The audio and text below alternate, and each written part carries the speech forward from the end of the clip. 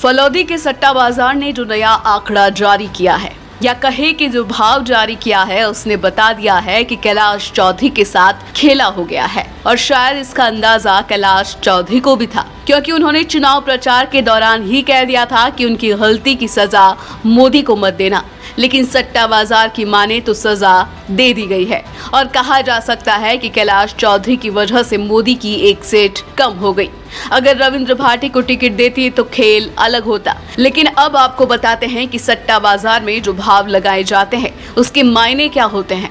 दरअसल सट्टा बाजार में जिसके जितने कम भाव लगाए जाते हैं उसके जीतने की उम्मीद उतनी ही कम होती है। इसका मतलब ये हुआ कि सट्टा बाजार उम्मीदाराम का भाव 45 से 60 पैसे लगा रहा है, मतलब उम्मीदाराम को जीता बता रहा है।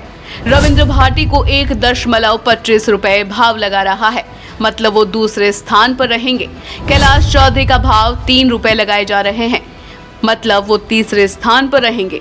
इसको ऐसे समझिए, अगर कोई सट्टा बाजार में उम्मीदाराम की जीत पर 1 रुपए लगाता है तो उसको उम्मीदाराम की जीत पर 45 से 60 पैसे मिलेंगे।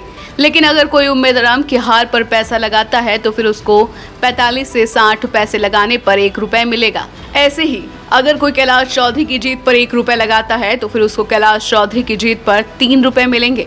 लेकिन अगर वो कैलाश चौधरी की हार पर 3 रुपए लगाता है तो फिर उसको 1 रुपए मिलेगा।